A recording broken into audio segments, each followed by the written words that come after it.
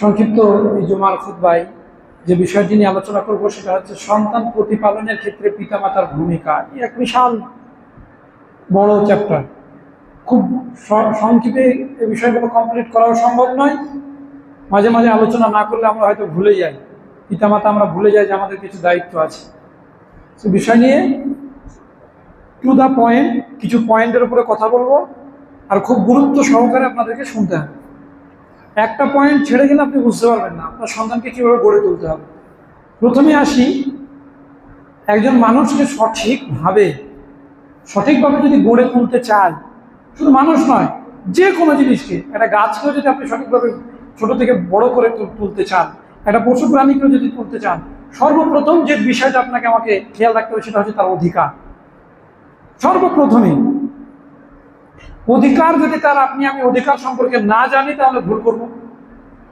চাষের জমিতে ধানের ফলন বেশি হওয়ার জন্য তার ক্ষেত্রে সার বীজ প্রয়োগ করার বিষয় রয়েছে। এখন যদি আমি অধিক মাত্রায় করি তাহলে সেই ধানের গাছই হবে, ফলন আর হবে না। আবার যদি না দিই তাহলে পোকামাকড়ে সেগুলোকে শেষ করে দেবে, সেখানেও কোনো ফলন হবে না। তাহলে তার অধিকার কতটুকু প্রয়োজন, কেমন প্রয়োজন, কখন প্রয়োজন, কোন সময়ে কি প্রয়োজন, এই অধিকার সম্পর্কে সর্বপ্রথম আমাদেরকে সজাগ হতে হবে। শুধু পিতা হয়েছি, বিবাহ শাদী করেছি, আল্লাহ সন্তান দিয়ে দিয়েছেন, পিতা হয়ে গেলাম, আমার অধিকার সব শেষ, না, এরকমটা বিষয় না।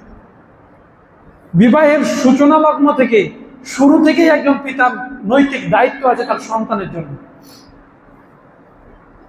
মাতৃগর্ভে সন্তান যখন ভ্রূণ আকারে রয়েছে তখন পর্যন্ত একটা মায়ের অধিকার রয়েছে সেই সন্তানের উপরে। সেই সন্তান সেই মায়ের উপর অধিকার রাখে। সেই অধিকারগুলো নিয়ে পুরো পয়েন্ট কিছু কথা বলবো, ওতে ইনশাআল্লাহ তাআলা আজিজ সন্তান প্রতিপালনের অনেকগুলো বিষয় যদি আমরা জানতে পারবো ইনশাআল্লাহ তাআলা আজিজ। এক নম্বর বিষয় হচ্ছে, একটা কথা মাথায় রাখতে হবে, সেটা হচ্ছে যে পিতা এবং মাতা, মা এবং বাবা উভয়েই কিন্তু সন্তান প্রতিপালন করেন। কারো একজনের উপরে দায়িত্ব যদি পরিপূর্ণ দেওয়া যায়, সন্তান কখনোই প্রতিপালন করা সম্ভব নয়। এই জন্য দেখা যাবে সমাজগুলোতে, সমাজের সোসাইটিতে, আমাদের আনাচে কানাচে যে পিতা মাতা বিচ্ছিন্ন হয়ে গেছে, সেই সন্তান সঠিক গাইডলাইন পেয়ে মানুষ হয়েছে, এটা খুবই কম। পিতা মাতা বিচ্ছিন্ন হয়ে গেছে, সন্তান কোনো একজনের কাছে আছে, সেই সন্তান সঠিক গাইডে বেড়ে উঠেছে, মানুষ হয়েছে, এটা খুব কষ্ট করে এক দুজন থাকতে পারে আল্লাহ তাআলা যাদেরকে চাইবে, সেটা ভিন্ন বিষয়। কিন্তু সন্তান গড়ে তোলার জন্য পিতা মাতা উভয়ের একটা বিষয় রয়েছে। পরবর্তীতে আমি আসছি সে বিষয়গুলো নিয়ে আরো ইনশাআল্লাহ তাআলা আজিজ। আল্লাহ সুবহানাহু ওয়া তাআলা সূরা আশ-শূরা 42 নম্বর সূরা 49 এবং 50 নম্বর আয়াতে আল্লাহ তাআলা উল্লেখ করছেন। আল্লাহ বলছেন, লিল্লাহি মুলকুস সামাওয়াতি ওয়াল আরদ ইয়াখলুকু মা ইয়াশা। আল্লাহ তাআলা বলছেন যে আকাশমণ্ডলী এবং পৃথিবী, এই সব কিছুর আধিপত্য, সব কিছুর ক্ষমতাশীল একমাত্র আল্লাহ সুবহানাহু ওয়া তাআলা। বলছেন ইয়াখলুকু মান ইয়াশাউ ইয়াহাব্বু লিমান ইয়াশা। তারপরে বলছেন যে তিনি যা ইচ্ছা তাই সৃষ্টি করেন, যা ইচ্ছা তিনি চেয়েছেন তাই সৃষ্টি করেছেন। পৃথিবীতে গাছপালা, নদী নালা, অজস্র পশু প্রাণী, পোকা মাকড়, কীট, সমস্ত কিছু তিনি সৃষ্টি করেছেন। তিনি যা চান তা সৃষ্টি করেন। তারপর বলছে ইয়াহাব্বু লিমান ইয়াশা ইনাতাম ওয়া ইয়াহাব্বু লিমান ইয়াশাউ যুকরা। আল্লাহ রাব্বুল আলামিন বলছেন তিনি যাকে ইচ্ছা তাকে কন্যা সন্তান দান করেন, যাকে ইচ্ছা তাকে কন্যা সন্তান দান করেন। ইনাতান ওয়া ইয়াহাব্বু, এবং তিনি দান করেন লিমান ইয়াশাউ, যাকে চান কি আয-যুকুরা, অর্থাৎ পুত্র সন্তান। যাকে কন্যা সন্তান তিনি চান তাকে তিনি কন্যা সন্তান দান করতে পারেন, যাকে ইচ্ছা তিনি তাকে পুত্র সন্তান দান করেন। বলছে আও ইউযাওবিজুহুম যুকরানান ওয়া ইথনানা ওয়া ইয়াজআলু মান ইয়াশাউ আকিমান ইন্নাহু আলিমুন কাদির। এবং তারপর বলছেন এবং যাকে ইচ্ছা আল্লাহ রাব্বুল আলামিন পুত্র এবং কন্যা উভয় দান করেন। সন্তানের ক্ষেত্রে আল্লাহ রাব্বুল আলামিন যা চান সেটা দান করেন। তারপর আল্লাহ রাব্বুল আলামিন বলছেন এবং যাকে ইচ্ছা আল্লাহ রাব্বুল আলামিন বন্ধা করেন, কোনো কিছুই দেন না, না ছেলে না মেয়ে, না ছেলে মেয়ে, কিছুই দেন না। তারপর বলছেন নিশ্চয় তিনি হচ্ছে সর্বজ্ঞ, ক্ষমতাশীল এবং সর্বশক্তিমান, আলিমুন কাদির, তিনি সব জানেন এবং তিনি হচ্ছেন সব বিষয়ে ক্ষমতাশীল। সুতরাং সম্মানিত উপস্থিতি, এগুলো হচ্ছে আল্লাহ সুবহানাহু ওয়া তাআলা কর্তৃক প্রাপ্য একটা অধিকার। আল্লাহ তাআলা যাকে চান তাকে দেন, যাকে চান আল্লাহ রাব্বুল আলামিন দেন না। তো আমাদেরকে মনে রাখতে হবে যে আমরা কেন সন্তান প্রতিপালনের ক্ষেত্রে কোরআন এবং সুন্নাহর দিক নির্দেশনা কেন নেব। তার কারণ হচ্ছে রাসূলুল্লাহ সাল্লাল্লাহু আলাইহি ওয়াসাল্লাম সুস্পষ্ট করেছেন, এই হাদিসটাকে ভালো করে মনে রাখতে হবে।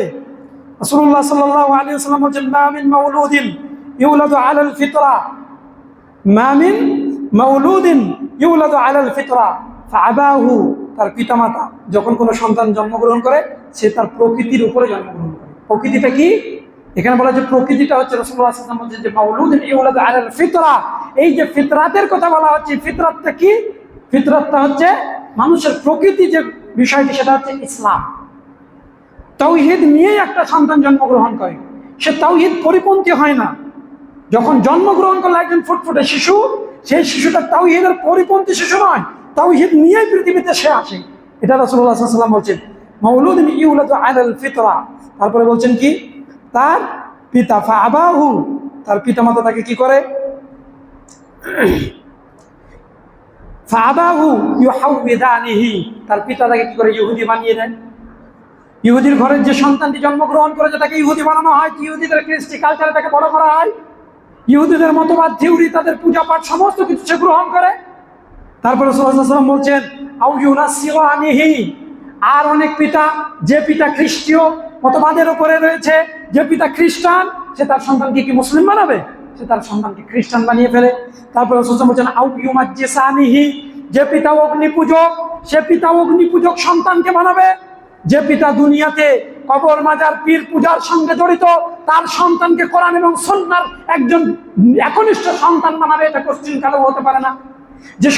যে পিতা ঘুষখোর, তার সন্তানকে ঘুষ মুক্ত তৈরি করবে, এটা হতে পারে না। যে পিতা সুদখোর, সে তার সন্তানকে সুদ মুক্ত সন্তান হিসেবে গড়ে তুলবে, এটা হতে পারে না। যে পিতা বেনামাজি, তার সন্তানকে নামাজি বানাবে, এটা হতে পারে না। যে পিতা হারামখোর, তার সন্তানকে হালালখোর বানাবে, এটা হতে পারে না। এটাই রাসূলুল্লাহ সাল্লাল্লাহু আলাইহি ওয়াসাল্লাম তিনটে বাক্য দিয়ে বুঝিয়ে দিয়েছেন। আও, যে তার পিতা ফাআবাহু, তার পিতা, তার বংশধর, ইউহাউবিদানিহি, তাকে ইহুদি বানিয়ে দেয়, আও ইউনাসসিরানিহি, তাকে খ্রিস্টান বানিয়ে দেয়, আও ইউমাজ্জিসানিহি, তাকে অগ্নি পূজক বানিয়ে দেয়। তার মানে আপনি কেমন, এটার উপরে ডিপেন্ড করছে আপনার সন্তানকে লালন পালন করা। খুব ভালো করে মনে রাখতে হবে, আপনার ব্যাড ক্যারেক্টার, মন্দ চরিত্র যেগুলো রয়েছে, এগুলোকে দ্রুত আপনাকে পরিহার করতে হবে আপনার সন্তানের বিবেক বুদ্ধি ফুটে ওঠার পূর্বেই। আপনি এখন সদ্য বিবাহিত একজন পুরুষ, আপনি মনে করছেন আমার জীবনে যা কিছু রয়েছে আমি শেষ জীবনে গিয়ে ছাড়বো, আপনার সন্তান কোশ্চিন কালেও ভালো হবে না। যতই আল্লাহর কাছে কান্নাকাটি করেন না কেন, আল্লাহর কাছে কান্নাকাটি করার পাশাপাশি আপনাকে একজন চরিত্রবান করে উঠতে হবে। এই কথাই ইসলাম শিক্ষা দিয়েছে। শুধু এখানে কেন, কোরআনে অজস্র কথা আল্লাহ তাআলা উল্লেখ করেছেন। ইব্রাহিম আলাইহিস সালামের একজন পিতা কেমন ভাবে সন্তানকে পরিচর্যা করবে, ইব্রাহিম আলাইহিস সালামের জীবনে থেকে আপনি অনেকটা অংশ পেয়ে যাবেন। একজন মা তার সন্তানকে কিভাবে গড়ে উঠবে, মারিয়াম আলাইহিস সালামের জীবন থেকে আপনি অনেকগুলো পেয়ে যাবেন। এবং কোরআন সুন্নাহয় অজস্র কথা আমাদের সামনে লিপিবদ্ধ রয়েছে। সুতরাং সম্মানিত উপস্থিতি, যে মা মিন মাউলুদিন ইউলাদু আলাল ফিতরা ফাআবাহু ইউহাউবিদানিহি আও ইউনাসসিরানিহি আও ইউমাজ্জিসানিহি, এই যে হাদিসটি রাসূলুল্লাহ সাল্লাল্লাহু আলাইহি ওয়াসাল্লাম উল্লেখ করেছেন, হাদিসটি মিসকাতের মধ্যে আছে, মুত্তাফাকুন আলাইহি, বুখারী মুসলিমের মধ্যে রয়েছে, মিসকাতের হাদিস নম্বর 90। সুতরাং আমাদেরকে মনে রাখতে হবে যে আমরা আমার সন্তানকে কিভাবে গড়ে তুলতে চাই।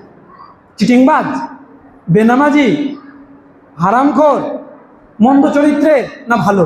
ভালো যদি হয় তাহলে আসুন আমরা প্রথমে নিজেদের চরিত্রগুলোকে সংশোধন। সুতরাং সম্মানিত উপস্থিতি, মনে রাখতে হবে যে আমরা আমাদের সন্তানদেরকে গড়ে তুলব ইসলামিক অনুযায়ী। এই চিন্তা চেতনা থাকার পরেও নিজেরা যদি ইসলামিক কোনো জ্ঞান নলেজ না রেখে সন্তানকে ইসলামিক পথে পরিচর্যা করতে চাই, সেই সন্তান গড়ে উঠবে না। কি করে আপনি জানবেন কোনটা ইসলামিক পথ, কোনটা পথ নয়? আপনাকে আমাকে জানতে হবে। সম্মানিত উপস্থিতি, পিতা এবং মাতা উভয়ের যেহেতু দায়িত্ব রয়েছে সন্তানকে গড়ে তোলার, প্রথমে মায়ের কিছু কয়েকটি দায়িত্ব নিয়ে আমি কথা বলি, তারপরে পিতার কিছু দায়িত্ব নিয়ে কয়েকটি পয়েন্টের কথা বলবো ইনশাআল্লাহ তাআলা আজিজ। এক, মনে রাখতে হবে মায়ের হাতে গড়বে মানুষ। মা যদি সে সত্য হয়, মাই তো এই জগতে প্রথম বিশ্ববিদ্যালয়।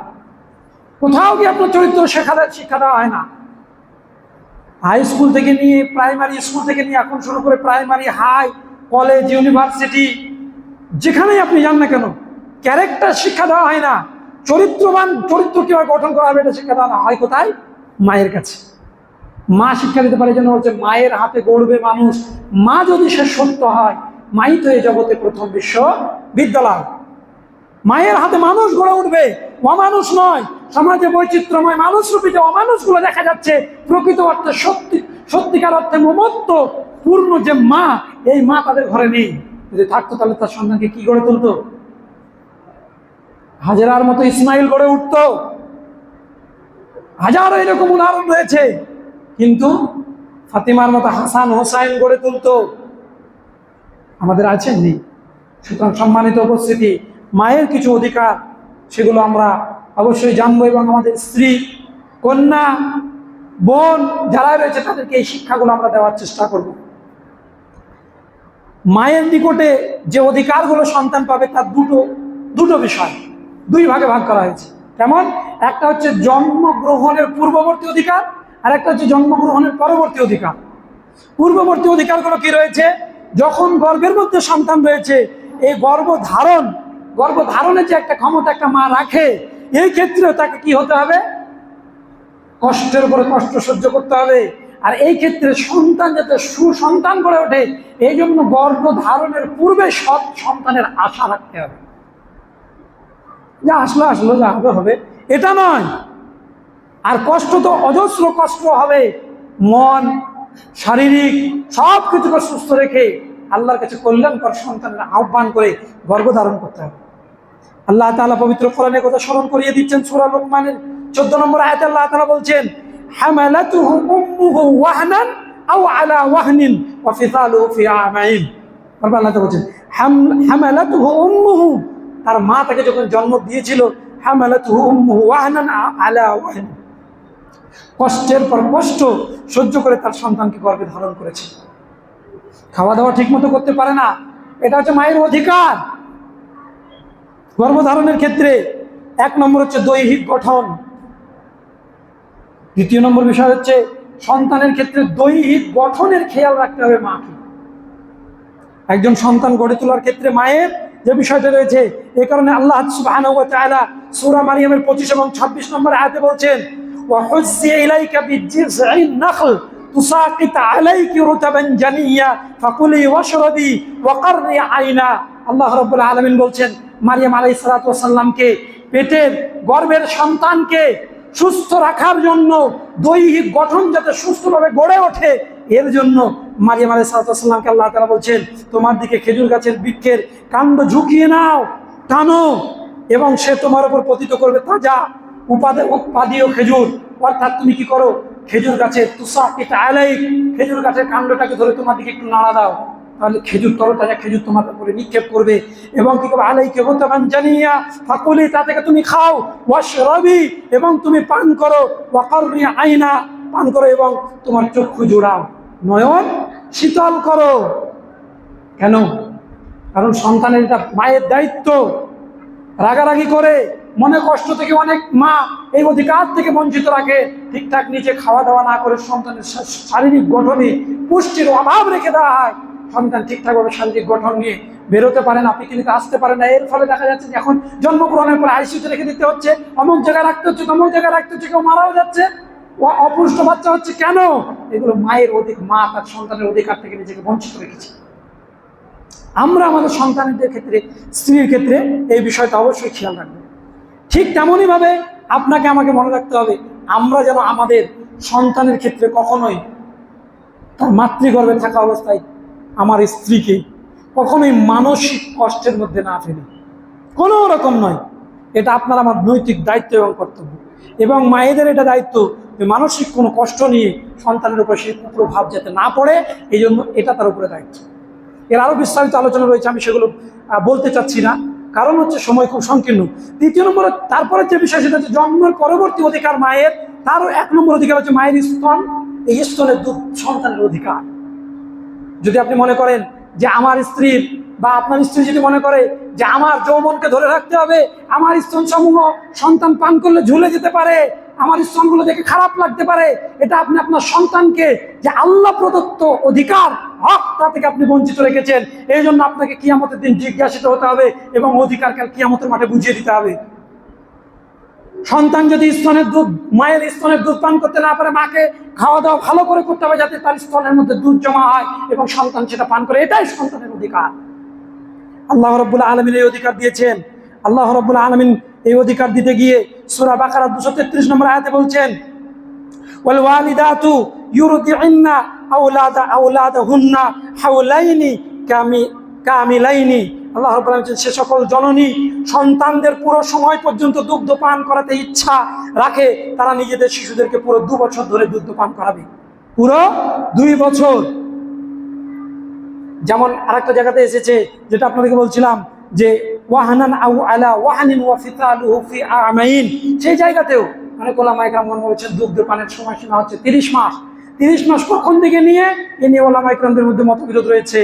অনেকে বলেছেন যে গর্ভধারণ যখন করলো তখন থেকে নিয়ে 30 মাস। তার মানে গর্ভধারণ থেকে যদি 30 মাস হয়, তাহলে সন্তান এই আয়াত অনুযায়ী যে পূর্ণ 2 বছর পান করবে, মানে 6 মাসে যদি কারো সন্তান ভূমিষ্ঠ হয়, সেই সন্তান নিঃসন্দেহে হালাল। অনেকে আমরা মনে করতে পারি যে আমার স্ত্রী 6 মাসে বাচ্চা হয়ে গেল, এই বাচ্চা আমার নয়। না, 6 মাস এটা হচ্ছে সর্বনিম্ন সময়সীমা। 6 মাসের কমে যদি বাচ্চা গর্ভপাত হয় বা বেরিয়ে আসে পৃথিবীতে, ভূমিষ্ঠ হয়, তাহলে সেই সন্তান অবৈধ। এটা ওলামায়ে কেরামদের ফায়সালা। সুতরাং একটা সন্তানের যদি 7 মাসে হয়, তাহলে 30 থেকে 7 বাদ দেন। যদি 8 মাসে সে পৃথিবীতে ভূমিষ্ঠ হয়, তাহলে 30 থেকে 8 বাদ দেন। যদি 9 মাসে ভূমিষ্ঠ হয়, 30 থেকে 9 বাদ দেন। বাকি 21 মাস, 22 মাস, 23 মাস এইরকম দুধপান করবে। এটা হচ্ছে শারঈ বিধান। এই ক্ষেত্রে অনেকে অনেক রকম কথা বলেছেন, তবে এটা হচ্ছে মায়ের অধিকার। এই ক্ষেত্রে মাকে খেয়াল রাখতে হবে, সন্তানকে দুধ পান করানোর জন্য মাকে সচেষ্ট হতে হবে, কোনো রকম ভাবে অধিকার যেন বঞ্চিত না হয়। আজ আধুনিক শিক্ষায় শিক্ষিত অনেক মহিলা নিজের স্তনের দুধ সন্তানকে পান করাতে চায় না, নিজের সময় দিতে চায় না, নিজের স্নেহ মায়া মমতা দিয়ে নিজের বলে জড়িয়ে নিতে চায় না, অন্যের উপরে ডিপেন্ড করে অন্য খাবার দিয়ে বাজার থেকে ক্রয় করা নানান ধরনের ভেজালযুক্ত খাবারগুলো সন্তানের মুখে তুলে দেয়, আর সন্তানের সঠিক অধিকার থেকে বঞ্চিত রাখে। সেই সন্তান সে ঠিকভাবে মানুষ করবে কিভাবে? স্নেহের পরশে প্রতিপালন করতে হবে, এটা মমত্বের অধিকার, মায়ের অধিকার। সুতরাং মায়ের অধিকার থেকে অনেক সময় দেখা যায় সন্তানকে বঞ্চিত রাখেন। সুতরাং আমাদের এই অধিকারগুলোর দিকে আমাদের স্ত্রীকে সজাগ করতে হবে এবং আমাদের বোন মেয়ে যারাই বাড়িতে থাকবে তাদেরকে সজাগ করতে হবে। এই জন্য অনেক সময় অনেক বিষয়গুলো আলোচনা হয়, যেগুলো জুমার মসজিদে আমাদের মা বোনদের উপস্থিতি হওয়াটা একান্ত জরুরি হয়, যে বিষয়গুলো তারাও জানতে পারবে। এরপরে যেটা সন্তানকে দেওয়া হবে সেটা হচ্ছে প্রাথমিক জ্ঞান দান করা, প্রাথমিক লেভেলের জ্ঞান দান করা। আর প্রথমেই যখন কথা ফুটছে তখন কি শিক্ষা দিতে হবে? লা ইলাহা ইল্লাল্লাহ। এটা হচ্ছে রাসূলুল্লাহ সাল্লাল্লাহু আলাইহি ওয়াসাল্লামের কথা, যে যখন সন্তান কথা বলতে শিখছে তখন তোমরা তাকে বলাও, তালবিয়াত দাও, এই শিক্ষা দাও। কিসের? লা ইলাহা ইল্লাল্লাহ। শুধু শিক্ষা মানে কি লা ইলাহা ইল্লাল্লাহ বলবে মুখে তা নয়, ওকে এটাও বলে দাও যে আল্লাহ ছাড়া কোনো সত্য ইলাহ মাবুদ নেই, আল্লাহর অবস্থান, এগুলো প্রাথমিক যে জ্ঞান, সেই জ্ঞানগুলো দান করতে হবে। এটা হচ্ছে একজন মাতা এবং পিতার উভয়ের অধিকার। তারপরে যেটা বিষয়, মায়ের ক্ষেত্রে সন্তানকে, অনেক মাদেরকে দেখা যায় তার সন্তানের দিন রাত খেয়ালই রাখে না, নোংরা আবর্জনা মুখে নিচ্ছে, সারা শরীরে নোংরা আবর্জনায় ভর্তি হয়ে পড়ে আছে, নোংরা জায়গায় যাচ্ছে, নোংরা জিনিস খাচ্ছে, কোনো কিছু খেয়াল রাখে না। এটা মায়ের সন্তানের অধিকার থেকে তার মা তাকে বঞ্চিত রেখেছে, কাল কিয়ামতের মাঠে জবাব দিতে হবে। তার মানে পরিষ্কার পরিচ্ছন্নতা, এইরকম একটা জীবন দেওয়ার একটা অধিকার রাখে মা সবসময়ের জন্য। সন্তানের সেই বিষয় আদিগুলো পরিষ্কার পরিচ্ছন্নতার ক্ষেত্রে এটা একজন মায়ের অধিকার। এই অধিকার মাকে এই অধিকারের জন্য সচেষ্ট হতে হবে। এ ব্যাপারে আল্লাহ রাব্বুল আলামিন পবিত্র কোরআনে সুস্পষ্ট করেছেন যে ইন্নাল্লাহা ইউহিব্বুত তাওয়াবিন ওয়া ইউহিব্বুল মুতাতাহহিরিন। আল্লাহ তাআলা তওবাকারীদেরকে ভালোবাসেন আর ভালোবাসেন পরিষ্কার পরিচ্ছন্নকারীদেরকে। সুতরাং আমাদেরকে পরিষ্কার পরিচ্ছন্ন হতে হবে। এদিকে মাকে যত্নবান হতে হবে সন্তানের প্রতি, যে সন্তান যেন নোংরা না থাকে। কেউ রাস্তায় বেরোয়, মা দেখো পিতা মাতার কোনো খেয়ালই রাখে না, কেমন নোংরা, এটা যেন কেউ বলতে না পারে। আমরা মুসলিম, এমনিতে আমাদেরকে পরিষ্কার পরিচ্ছন্নতা শিক্ষা দেওয়া হয়েছে, তারপর এটা একটা সন্তানের অধিকার। সৌজন্যবোধ শিক্ষা দান করা, কোথায় কাকে কোন সম্মান বজায় রেখে কথা বলতে হবে, ছোট থেকে তাকে শিক্ষা দিতে হবে। আস্তে আস্তে বড় হলে ঠিক হয়ে যাবে, এই চিন্তা চেতনা ভুল। ছোট থেকে তাকে শিক্ষা দিতে হবে কোন মানুষের সঙ্গে কিভাবে কথা বলবে, কোনখানে কিভাবে গড়ে উঠবে, কোথায় নিজেকে জাহির করতে হবে, কোথায় করতে হবে না, কোথায় নিজেকে চুপ রাখতে হবে, সমস্ত শিক্ষাগুলো তার মা দেবে। বাবা স্কুলে যাচ্ছ, কোনো ছেলে মেয়েকে তুমি কখনো তোমার হাত দ্বারা কষ্ট দেবে না, তুমি খুব জোরে কথা বলবে না, শিক্ষক মন্ডলীদের শ্রদ্ধা রেখে কথা বলবে, তিনারা কি বলছেন ভালো করে শুনবে, সব কিছু আপনাকে শিক্ষা দিতে হবে, আপনাকে এবং আপনার স্ত্রীকে। তারপরে হচ্ছে উন্নত মন মানসিকতা গঠন। উন্নত মন মানসিকতা গঠন মানে সবসময় উন্নতির দিকে তাকে রাখতে হবে, নিচু মন মানসিকতা না, এই খবরদার এটা তুমি খাবে, অন্য কাউকে দেবে না, এটা হচ্ছে কি নিচু মন মানসিকতার দেওয়ার মালিক তো আল্লাহ সুবহানাহু ওয়া তাআলা। তাকে এই ছোট থেকেই আমরা তৈরি করে দিই। কেমন হয় আবার জানেন, একই বাড়িতে দুই ভাই রয়েছে, দুই ভাইয়ের সন্তান রয়েছে, তো বড় ভাই শিক্ষা দিচ্ছে খবরদার তুমি ওদের ওই বাড়িতে যাবে না, ওদের কোনো ছেলে মেয়েকে খাবার দেবে না, ইন্না লিল্লাহি ওয়া ইন্না ইলাইহি রাজিউন। এটা উন্নত শিক্ষা দেওয়া? এটা কোনো উন্নত শিক্ষার, কোনো উন্নত মন মানসিকতার কোনো বেলায় রাখে না, বরং নিচু মন মানসিকতা আপনার রয়েছে, আপনি আপনার সন্তানকে শিক্ষা দিচ্ছেন। কিভাবে সন্তান প্রতিপালন করবেন? তাকে বলতে হবে যখন আপনার ভাই আপনার সঙ্গে কথা বলে না, তাকে বেশি করে আপনি আরো যে খাবারগুলো দিচ্ছেন বেশি করে দিয়ে যাও, তোমার ভাইদের সঙ্গে খেলা করো, ওদের সঙ্গে খাওয়া দাওয়া করো, ওদের কাছে যাও, যাতে করে আপনার ভাই এটাও ভাবে যে না, আমার ভাইয়ের মধ্যে কোনো মন মানসিকতার মধ্যে কোনো মানে নেই, খারাপই কিছু নেই, আমরা ভাই ভাই অ্যাডজাস্টমেন্ট করে থাকবো, তারাও থাকুক। কিন্তু আজকালকার বর্তমান সময়ে আমরা সন্তান প্রতিপালনের ক্ষেত্রে নিজেদের না জানার কারণে এত দুশ্চরিত্র ভরে দিই, ছোটবেলাতে এত বিষ ভরে দিই যে না, ওদের সঙ্গে কথা বলবে না। ইন্না লিল্লাহি ওয়া ইন্না ইলাইহি রাজিউন। এটা সন্তান প্রতিপালনের ক্ষেত্রে উন্নত মন মানসিকতা তৈরি করার ক্ষেত্রে একটা বড় বাধা। সুতরাং সবার সঙ্গে তাকে মেশার একটা আহ্বান আপনি দেবেন, জানাবেন, বাবা ওটা দরিদ্র মানুষ, আল্লাহ দরিদ্র করেছে, আমাদেরকে আল্লাহ তারা ধন সম্পদ দিয়েছে, ওর যদি কোনো জিনিস প্রয়োজন হয় তুমি পারলে কিনে দেবে, নাহলে আমাকে এসে বলবে, আমি তাকে দেবো। এই মন মানসিকতা তৈরি করতে হবে, তবেই তো আপনার সন্তান দাতা হবে। কোশ্চিন কালো সে সন্তান সুসন্তান গড়ে উঠতে পারে না। তারপর হচ্ছে ব্যবহারিক শিক্ষা তাকে দান করতে হবে। যে কোনো জিনিস ব্যবহারের ক্ষেত্রে কিভাবে ব্যবহার করতে হবে এই শিক্ষা, সুশিক্ষা তাকে দিতে হবে। শুধু বকাঝকা করে, এইটা মারো না, ওটা মারো না, এটা হারে না, এটা করো না, এটা ভেঙে দিও না, সবসময় তো না, এটা ব্যবহার কিভাবে করতে হয় এটাও আপনাকে সুশিক্ষা দিতে হবে। কোনো জিনিসটা ঘোরালে যদি নষ্ট হয়, তাহলে তাকে বলতে হবে যে বাবা এটা এইভাবে ঘোরালে ঠিক হয়, মা আম্মু এটাকে এইভাবে ঘোরালে ঠিক হয়। একবারে বাচ্চা, কিন্তু দেখবেন আপনার থেকে ওর ব্রেনটা তীক্ষ্ণ, ও নিতে পারবে যে এইভাবে ঘোরালে নষ্ট হয়, এটা নষ্ট হয়ে গেলে আর ঠিক থাকবে না। আপনাকে আগে নরম হতে হবে। আজকে আমরা বকাঝকা করে সন্তানদেরকে দূরে ঠেলে দিই, কিন্তু আদর্শ মন মানসিকতা নিয়ে তাদেরকে তৈরি করতে পারি না। তারপরে হচ্ছে তত্ত্বাবধায়কের ভূমিকায় অবতীর্ণ হওয়া। তত্ত্বাবধান যে আপনি করবেন সেক্ষেত্রে খুব বিষয় রাসূলুল্লাহ সাল্লাল্লাহু আলাইহি সাল্লাম উল্লেখ করছেন কঠিনভাবে। রাসূলুল্লাহ সাল্লাল্লাহু আলাইহি সাল্লাম বলছেন যে আলা কুল্লুকুম রাঈন ওয়া কুল্লুকুম মাসউলুন আন রাইয়াতিহি, তোমরা প্রত্যেকে দায়িত্বশীল, নিজ নিজ দায়িত্ব সম্পর্কে কিয়ামতের মাঠে তোমাদেরকে জিজ্ঞাসা করা হবে। আল্লাহ জিজ্ঞাসা করবেন, তোমার সন্তানকে সুশিক্ষা দিয়েছিলে? তোমার সন্তানকে আদর্শবান সন্তানের জন্য কি করতে হবে করেছিলে? জবাব আমরা দিতে পারবো? প্রস্তুত? আমরা সেই দিকে প্রস্তুত নয়। রাসূলুল্লাহ সাল্লাল্লাহু আলাইহি ওয়াসাল্লাম বলছেন তারপরে ওয়াল মারআতু রাইয়াতু আলা বাইতি, একজন মহিলা স্ত্রী সে তার বাড়ির দায়িত্বশীল।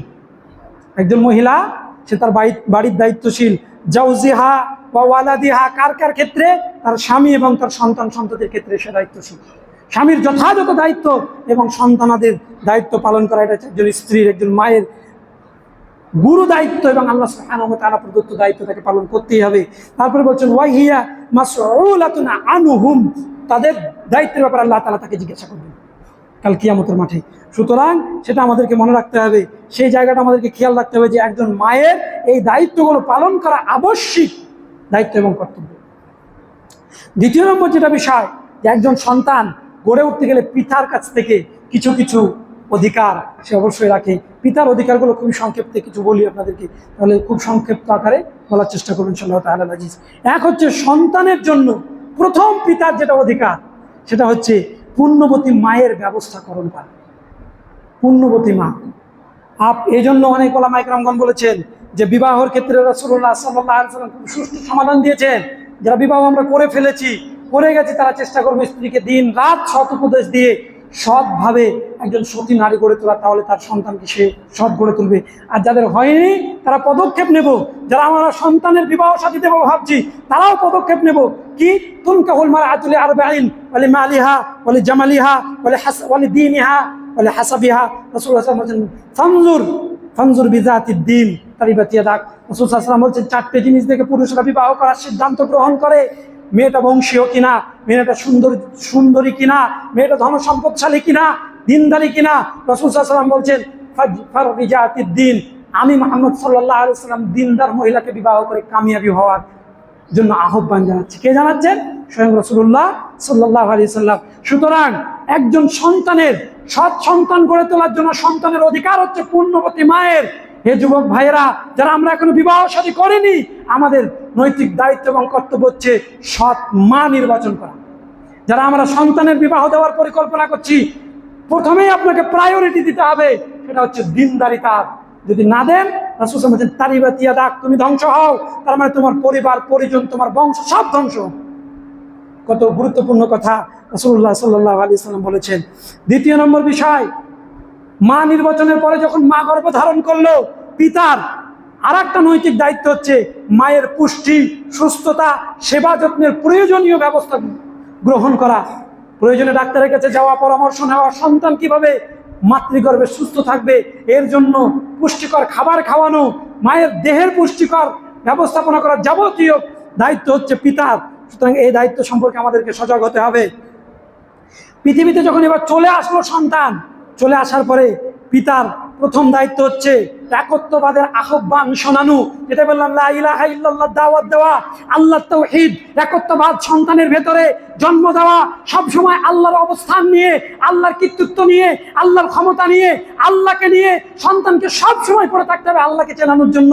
এই জন্য লুকমান হাকিমের কথা এত গ্রহণযোগ্য যে আল্লাহ তাআলা তুলে ধরেছেন, লা তুশরিক বিল্লাহ ইন্নাশ শিরকা লাযুলমুন আযীম। ইয়া বুনাই, হে আমার সন্তান, লা তুশরিক বিল্লাহ, আল্লাহর সঙ্গে শিরক করো না। এই শিক্ষাই আপনার আমার সন্তানকে দিতে হবে। এই শিক্ষা ছেড়ে দিয়ে যদি আপনি অন্য কোনো শিক্ষার দিকে ঠেলে দেন, তাহলে আপনি আপনার সন্তানের অধিকার থেকে তাকে বঞ্চিত করেছেন। আপনার উপর যে অধিকার রেখেছিল, এই জন্য কিয়ামতের দিন সে কি বলবে, আল্লাহ আমার পিতা আমাকে ইসলাম সম্পর্কে, আল্লাহ সম্পর্কে, কোরআন সম্পর্কে, দিন সম্পর্কে শেখায়নি, সুতরাং আমি জাহান্নামে যাওয়ার আগে আমার পিতা জাহান্নামে যাওয়ার অধিকার রাখে। আমরা এত মানে অচেতন পিতা হয়ে গেছি যে আমাদের চিন্তা চেতনায় ঢোকে না যে সন্তানকে মানুষ করতে গেলে নিজেদের কিছু দায়িত্ব রয়েছে। সুতরাং এই বিষয়টা আমাদেরকে অবশ্যই খেয়াল রাখতে হবে। যেমনটা আল্লাহ রাব্বুল আলামিন সূরা রুমে 30 নম্বর আয়াতে বলেছেন একত্ববাদের ক্ষেত্রে, যে ফিতরাতাল্লাতী ফাতারান নাস আলাইহা লা তাবদিলা লিখালকিল্লাহ যালিকা দ্বীনুল কাইয়্যিম ওয়ালাকিন্না আকতারান নাস লা ইয়াকিলুন লা ইয়ালামুন। আল্লাহ রাব্বুল আলামিন বলছেন, এ হচ্ছে আল্লাহর ফিতরাত, প্রকৃতি। কোনটা? একত্ববাদ, তাওহীদ। এটা হচ্ছে আল্লাহর প্রকৃতি। আল্লাহ বলছেন ফিতরাতাল্লাতী ফাতারান নাস আলাইহা, প্রত্যেকটা মানুষ তার ফিতরাতের উপরেই সৃষ্টি আল্লাহ রাব্বুল আলামিন করেছেন। তারপর বলছেন লা তাবদিলা লিখালকিল্লাহ, আল্লাহর সৃষ্টিতে কোনো পরিবর্তন হয় না। যালিকা দ্বীনুল কাইয়্যিম, এটাই প্রতিষ্ঠিত দিন। ওয়ালাকিন্না আকতারান নাস লা ইয়ালামুন, কিন্তু অধিকাংশ মানুষ এটাকে বোঝে না। তাহলে আপনাকে আমাকে আগে বুঝতে হবে সন্তান গড়ে তোলার আগে কি কি দায়িত্ব এবং কর্তব্য রয়েছে। দ্বিতীয় নম্বর যেটা বিষয়, একত্ববাদের এই যে জায়গাটা, প্রথম তার কাছে একত্ববাদের বার্তা শোনানো। এই ক্ষেত্রে অনেক ওলামা ইকরামগণ বলেছেন তার কানের কাছে আজান দেওয়া। একবারে প্রথম শুধু সুভূমিষ্ঠ হওয়া সন্তানের কানের কাছে আজান দেওয়া, আল্লাহু আকবার ধ্বনি দিয়ে যে আল্লাহ সব থেকে বড়, এই বাক্যটা, আশহাদু আল্লা ইলাহা ইল্লাল্লাহ, এই বাক্যটা তার কাছে শোনানো। দ্বিতীয় নম্বর, সন্তান ভূমিষ্ঠ হওয়ার পর যে কাজটি রাখে সেটা হচ্ছে তাহনিক করানো। তাহনিক মানে কোনো মিষ্টি, কোনো জাতীয় কোনো কিছু চিবিয়ে সন্তানের মুখে লাগিয়ে দেওয়া এবং কল্যাণের দোয়া করা। সেটা যদি পিতা পারে পিতা করবে, তাহলে তার দাদা যদি থাকে দাদা, বা যদি আমরা আমাদের নিকটবর্তী কোনো পরেশগার আলেম পাই, তাহলে সব থেকে উত্তম হচ্ছে সে আলেমের কাছ থেকে খেজুরটা চিবিয়ে নিয়ে সে মিষ্টি মিষ্টান্ন জাতীয় দ্রব্য সন্তানের মুখে দিয়ে তার জন্য বরকতের দোয়া করা। এই বিষয়টা রাসূলুল্লাহ সাল্লাল্লাহু আলাইহি ওয়াসাল্লাম করেছেন। সুতরাং আমরাও এটা চেষ্টা করব যে একজন আলেম, দরকার হয় ওই দিন ওই আলেমকে নিয়ে এসে সন্তান জন্মগ্রহণ করার সঙ্গে সঙ্গে যে আপনি একবার আসুন, দেখা করে যান। আসার পরে তাহনিক করা, প্রথম ওই আলেমের মুখের লালা। আল্লাহ রাব্বুল আলামিন বলছেন, রাসূলুল্লাহ সাল্লাল্লাহু আলাইহি ওয়াসাল্লাম বলছেন দেওয়া কেন, এবং বরকতের জন্য দোয়া করা, যাতে করে ওই সন্তান পরবর্তীতে দ্বীনের একজন একনিষ্ঠ খাদেম হিসেবে গড়ে উঠতে পারে। তারপরে যেটা পিতার দায়িত্ব, পিতামাতা উভয়ের, সেটা হচ্ছে একটা সুন্দর নাম রাখা, যে নামের কোনো অর্থ হয় না, যে নাম কোরআনে আছে কিন্তু ভালো নয়, নাম নয়, সেই জিনিসটা রাখা। যেমন অনেকে নাম রাখছে খান্নাস, অনেকে রাখছে তুকাদ্দিবান, নাউযুবিল্লাহি মিন জালিক। এই নামগুলো হচ্ছে কোরআন সুন্নাহ পরিপন্থী। খান্নাস মানে হচ্ছে নিকৃষ্ট, আর মানুষ হচ্ছে সর্বোৎকৃষ্ট। কি করে একজন মানুষ নিকৃষ্ট হতে পারে? সুতরাং এই সমস্ত নাম রাখার ক্ষেত্রে যা আছে কোরআনে তাই রেখে দিলাম, এরকম নয়। একটা সুন্দর নামের ব্যবস্থাপনা করতে হবে, কারণ রাসূলুল্লাহ সাল্লাল্লাহু আলাইহি ওয়াসাল্লাম বলছেন, তোমরা তোমাদের সন্তানদের সুন্দর সুন্দর নাম রাখো, কিয়ামতের দিন তাকে সেই নাম দিয়ে ডাকা হবে। সুতরাং আমরা এটা আমাদের দায়িত্ব, আমরা এই বিষয়টা অবশ্যই খেয়াল রাখবো। রাসূলুল্লাহ সাল্লাল্লাহু আলাইহি ওয়াসাল্লাম মন্দ নাম দেখলে পরিবর্তন করে দিতেন। সুতরাং আমরাও চেষ্টা করি অনেকের মন্দ নাম দেখে সেগুলোকে পরিবর্তন করার। আমাদের সন্তানদের নাম যদি মন্দ কিছু থাকে, আমরা ইমিডিয়েটলি পরিবর্তন করার চেষ্টা করব। কাগজ কলমে যদি পেরে উঠতে না পারি, তবু আমরা অন্তত মানুষের মুখে মুখে চর্চিত নামটা যেন ভালো হয়, সেই নামটা আমরা প্রচার করব। কাগজ কলমের নাম কাগজ কলেজেই থেকে, মানে কাগজ কলমেই থেকে যাক। এই একটা ব্যবস্থাপনা আমাদেরকে করতে হবে। তারপরে যেটা পিতার নৈতিক দায়িত্ব, সেটা হচ্ছে আকিকা করা। আকিকা অবশ্যই করতে হবে। 7 দিনে সন্তানের মাথার যে চুল থাকে মাতৃগর্ভে, সেই চুল ফেলে দেওয়ার, অর্থাৎ চেঁচে ফেলে দেওয়ার হাদিসে সুস্পষ্ট বিধান এসেছে। এখন ডাক্তারেরা অনেক কারণে নিষেধ করছে। যদি একান্তই নিষেধের জায়গা ধরে রাখতে হয়, তাহলে আপনি ধরে রাখবেন, নচেত চেঁচে ফেলার চেষ্টা করবেন। আমাদেরকেও নিষেধ করা হয়েছিল। আমার সন্তান গত মাসের 27 তারিখে আলহামদুলিল্লাহ পৃথিবীতে এসেছে, আল্লাহ সুবহানাহু ওয়া তাআলা দান করেছেন। মানা করেছিল ডাক্তারে, কিন্তু আমরা নাড়া করার পর এখন পর্যন্ত কোনো সমস্যা হয়নি, ভালোই আছে আলহামদুলিল্লাহ। এটা হচ্ছে শরীয়ী বিধান, আমাদেরকে চেষ্টা করে যেতে হবে। আর আকিকা দিতে হবে সেই দিন, 7ম দিনে। সর্বোচ্চ চেষ্টা করতে হবে 7ম দিনে আকিকা দেওয়া। একজন সন্তান জন্মগ্রহণ করার জন্য একজন পিতা প্রথমেই টার্গেট করছে কি, যে আমি আমার মানে সন্তানকে নর্মাল নয়, সিজার করে আমি নিয়ে আসবো। সিজারের জন্য 25 থেকে 50 হাজার টাকা বের হয়, আকিকার জন্য 5 থেকে 7 হাজার টাকা বের হয় না। নিঃসন্দেহে ওই পিতা সন্তানকে কোরআন এবং সুন্নাহ অনুযায়ী গড়ে তুলতে চায় না। ধার করে হলে আপনি আকিকা দেন, পরে ধার শোধ করেন, কি সমস্যা আছে? ধার করে হলে আপনি আকিকা দেন, পরে আপনি সেই আকিকার টাকা শোধ করে দেন। 7ম দিনে, সুন্নাতের দিনে, যেদিন সুন্নাত 7ম দিন, সেই দিনে দেওয়ার চেষ্টা করেন। সম্মানিত উপস্থিতি, এছাড়া এরপরে যেটা মানে পিতার জন্য সন্তানের অধিকার, সন্তান অধিকার রাখে, সেটা হচ্ছে পুত্র সন্তান হলে খাতনার ব্যবস্থা করতে হবে। খাতনা যত ছোট বয়সে দেওয়া যায় ততই উত্তম, ততই কল্যাণকর। আমরা মনে করি একটু বয়স বাড়ুক, ভালো হবে, পাকা হবে, তখন ভালো। অনেক জায়গাতে বিদেশগুলোতে আজও আপনার একেবারে জন্মের পরে পরে খাতনা দিয়ে দেওয়া হয়, যাতে করে ওই সন্তানটা নড়াচড়া করতে পারে না, মানে তার আঘাত লাগে না, কোনো কিছু না। কিন্তু আমরা কি করি, ঘাবড়ে যাই, হে কীরকম হবে। আমাদের দিকে ডাক্তারকে বললে হয়তো ঘুরে আপনাকে 2-4টে কথাই শুনিয়ে দেবে, কিন্তু এটা উত্তম। ইনফেকশন হওয়ার ভয় থাকে না, কারণ কোথাও নোংরা কোথাও সে যায় না। সুতরাং এটা হচ্ছে কল্যাণকর। বিষয়গুলো আমাদেরকে মনে রাখতে হবে।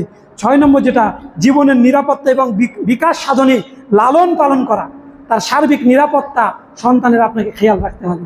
যাই হোক, সময় শেষের দিকে, এগুলো আরও বিস্তারিত আলোচনা করার ছিল ইনশাআল্লাহ তাআলা আজিজ। এই লম্বা চওড়া আলোচনা যদি কোনোদিন সভা সেমিনার হয়, সেই দিন বিস্তারিত আলোচনা করবো, মেয়েদেরকে নিয়েও, যাতে ওদেরও জানার প্রয়োজন আছে। তারপরে যেটা মূল বিষয়, আপনাকে শুধু সংক্ষিপ্ত আকারে 2-1টি কথা বলে আমি শেষ করে দিচ্ছি ইনশাআল্লাহ তাআলা আজিজ। সেটা হচ্ছে, 1, সন্তানকে আপনি কি করতে চান এই নিয়াত ফিক্সড করবেন, কারো কথায় নড়বড় হবেন না। আলেম বানাতে চান তো আলেম, দিনের দায়ী বানাতে চান তো দায়ী। আপনাকে কেউ এসে বললো, আরে সন্তানকে মাদ্রাসায় পড়াচ্ছ, কি তৈরি হবে, দেখো ওর সন্তানটা ডাক্তারি করছে, কত কল্যাণকর বিষয়, আর আপনি না না না এ লাইনে পড়াইবে, ডাক্তারি লাইনে পড়াই। এই নড়বড় করলে আল্লাহ তাআলা আপনাকে সাকসেস দেবেন না। আমি নিয়াতে আছি, এখন কি গড়ে উঠবে সেটা আল্লাহ তাআলা ভালো জানেন। আল্লাহর কাছে চাই নিয়াত, সন্তান জন্মের আগে থেকেই আল্লাহর কাছে যদি পুত্র সন্তান হয়, দিনের একজন একেবারে হকপন্থী একজন আলেম তৈরি হবে, এটা হচ্ছে আমার নিয়াত। এর জন্য কোনো গড়মিল নেই, কোনো এর জন্য কম্প্রোমাইজ নেই।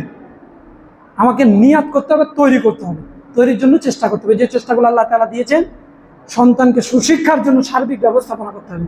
আর দুনিয়ার জীবনে 40-50 বছরের জীবনের সুখময় জীবন দান করার জন্য যদি কোরআন সুন্নাহ বিরোধী কোনো কাজ করে, তার যাবতীয় দায়ভার পিতামাতার উপরে।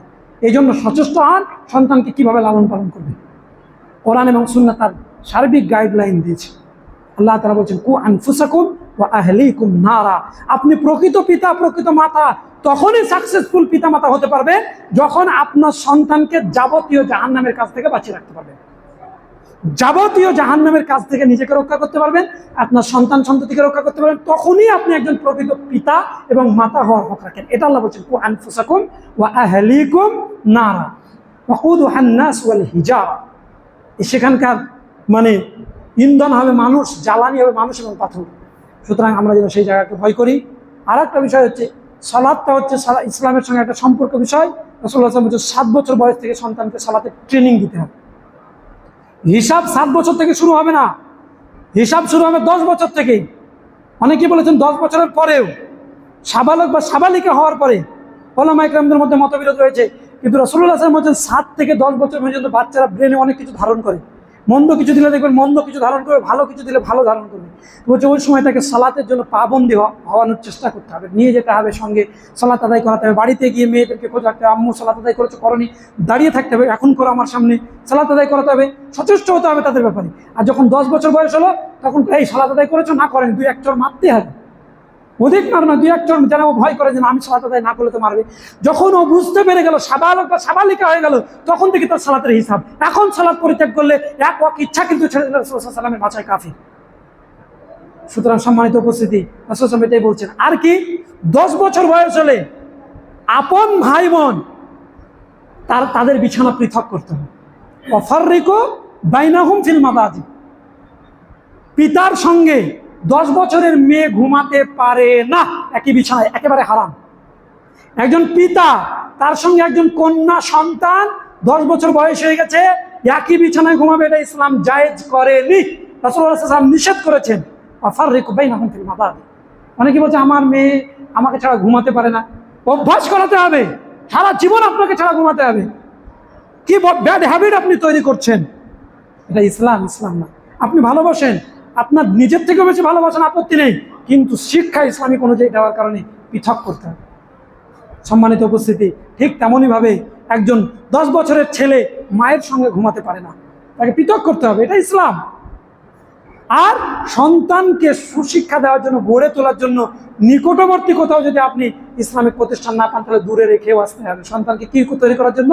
প্রকৃত একজন মানুষ তৈরি করার জন্য। যে উদাহরণ আল্লাহ রাব্বুল আলামিন দিয়েছেন, সন্তানকে দূরে রেখেও তৈরি করা যায়। ইব্রাহিম আলাইহিস সালামকে সন্তান হলো আর বলছে যাও রেখেছো নির্জন ভূমিতে। আপনি বলছেন অত দূরে রেখে থাকা যাবে কিভাবে? এই মায়া মমতা বেশি দেখাতে গিয়ে পরে আপনার কথাই শোনে না, তখন মানুষের কাছে আমরা কান্নাকাটি করে বেড়াই। সুতরাং সেটা আমরা যে ভুল হয়েছে, আল্লাহর কাছে আমরা ক্ষমা চেয়ে নেব। আর আগামী দিন থেকে সন্তানকে আল্লাহর জন্য তৈরি করব, আল্লাহ আমাকে নেকি দেবেন সন্তান তৈরি করলে, এই উদ্দেশ্য নিয়ে সন্তান প্রতিপালনের দিকে এগিয়ে যান।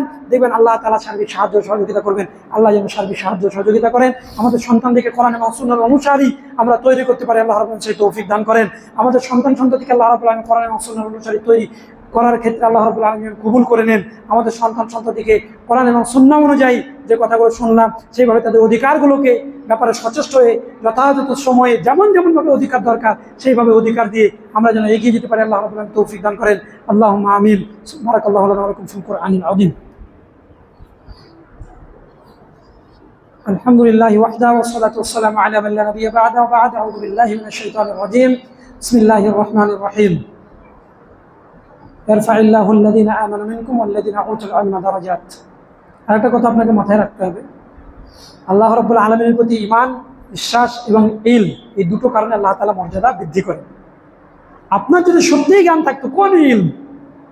আপনার গ্রামে অনেক মাস্টার আছে, গ্রাম পর্যন্ত সীমাবদ্ধ। আজ যে স্কুলে কাজ করে সেখানে বাইরের মানুষ চেনে। আজকে সৌদি আরব থেকে বসে ফতোয়ার জগতে যত কিতাব লিখেছেন, ইবনে বাজ রাহিমাহুল্লাহ, ইবনে উসাইমিন, নাসিরউদ্দিন আলবানী, আল্লামা সালেহ আল ফাওদান, এইরকম হাজারো অজস্র আলেম যারা লিখে রেখেছেন, সারা দুনিয়া তাদের ফতোয়ার উপরে ডিপেন্ড করছে। কি কারণে? উতুল ইলমা দারাজাত, ঈমান এবং ইলম।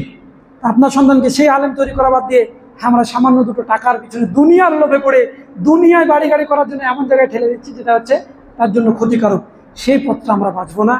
কোরআন এবং সুন্নাহ আমাদের জন্য খুব গুরুত্বপূর্ণ পথ ও পদ্ধতি আল্লাহ তাআলা দিয়েছে।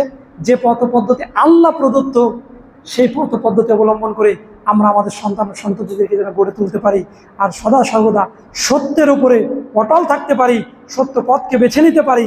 যদি সেটা হয় তাহলে আল্লাহ রাব্বুল আলামিন আমাদের কৃতকর্মগুলোকে সংশোধন করে দেবেন। সেই আশা দাবি আল্লাহ রাব্বুল আলামিনের কাছে রাখছি। এবং সন্তান প্রতিপালনের ক্ষেত্রে যথাযথ দায়িত্ববান পিতা এবং মাতা হওয়ার জন্য আল্লাহ রাব্বুল আলামিনের কাছে আমরা দোয়া কামনা করছি। আল্লাহ তাআলা যেন আমাদেরকে যথাযোগ্য পিতা এবং মাতা হওয়ার আল্লাহ রাব্বুল আলামিন যোগ্যতা দান করেন। আল্লাহুম্মা আমিন। আকুলু কওলি হাযা আস্তাগফিরুল্লাহ লি ওয়া লাকুম ওয়া লিসাইরিল মুসলিমিন। فاستغفروه إنه هو الغفور الرحيم. اللهم صل على محمد وعلى آل محمد كما صليت على إبراهيم وعلى آل إبراهيم إنك حميد مجيد. اللهم بارك على محمد وعلى آل محمد كما باركت على إبراهيم وعلى آل إبراهيم إنك حميد مجيد. رحمكم الله. إن الله يأمر بالعدل والإحسان وإيتاء ذي القربى وينهى عن الفحشاء والمنكر والبغي يعظكم لعلكم تذكرون. واذكروا الله يذكركم وادعوه يستجب لكم ولذكر الله تعالى أعلى وأكبر.